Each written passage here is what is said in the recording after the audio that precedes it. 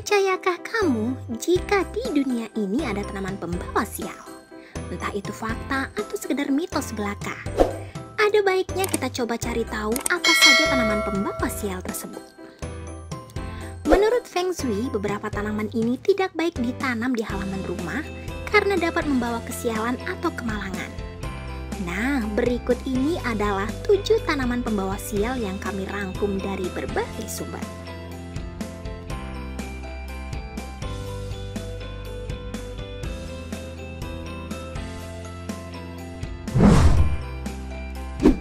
Pertama, kaktus.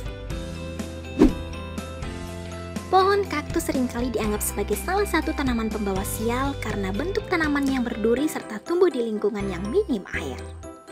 Dalam situasi tertentu, seperti pada musim panas, pohon kaktus mungkin saja tumbuh di kebun Anda karena kondisi tanah cukup kering dan cukup lembab. Menurut Feng Shui atau Vatsu Sastra, sebaiknya tanaman ini tak dipelihara karena menimbulkan kemalangan berupa konflik antara pihak keluarga.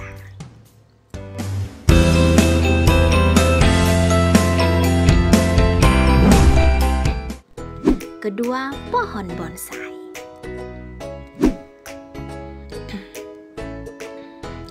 Menurut filosofi Vatsu Sastra, pohon bonsai dan beberapa pohon lainnya menghasilkan bunga berwarna merah.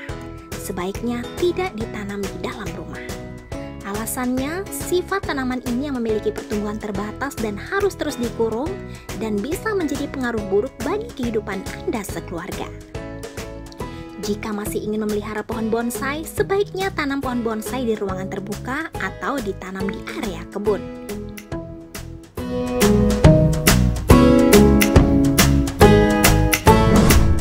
Ketiga, tanaman mirtus dan asam jawa.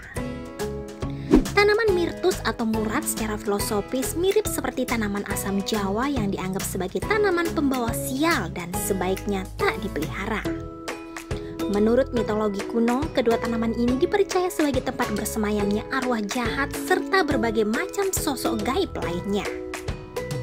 Sebaiknya Anda tidak memelihara kedua tanaman ini atau membangun rumah di dekat kedua tanaman ini jika tidak ingin tertimpa sial dan kemalangan.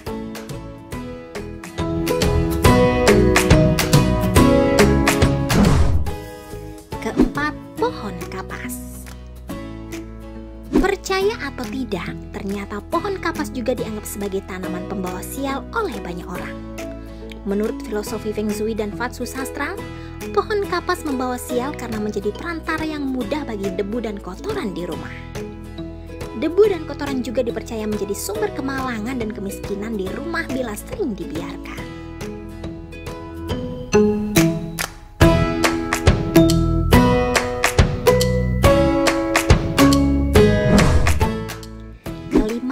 Pohon bougainville.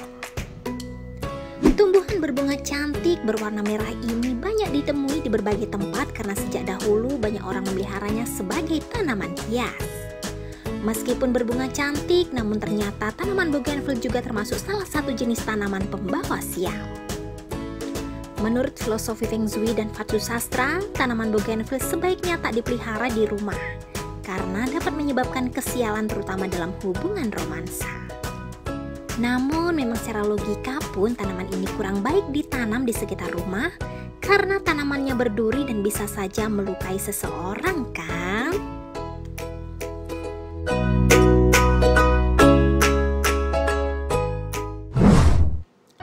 Keenam, pohon pepaya. Berdasarkan kepercayaan tradisional sejak zaman dahulu, pohon pepaya selalu diasosiasikan sebagai pohon yang kurang baik kehadirannya. Pasalnya, pohon pepaya tak hanya dipercaya membawa energi buruk ke rumah, tetapi juga dianggap sebagai salah satu tempat kesukaan makhluk gaib. Konon, apabila pohon pepaya ditanam di depan rumah, maka akan mengundang malapetaka bagi seisi rumah, berupa sakit serta kerugian usaha. Cukup mengerikan, bukan? Ketujuh, tanaman mati. Selain tanaman hidup, tanaman mati juga ternyata bisa menjadi tanaman pembawa sial bila dibiarkan dan tak diurus loh. Sebisa mungkin jangan sampai ada tanaman yang mati jika memang dipelihara di dalam rumah. Jika tanaman terlanjur mati, maka segeralah bersihkan dan buang tanaman dari lingkungan rumah. Tanaman mati dipercaya dapat membawa sial karena menjadi sumber bagi elemen negatif dan kemalangan yang bersemayan di dalam rumah.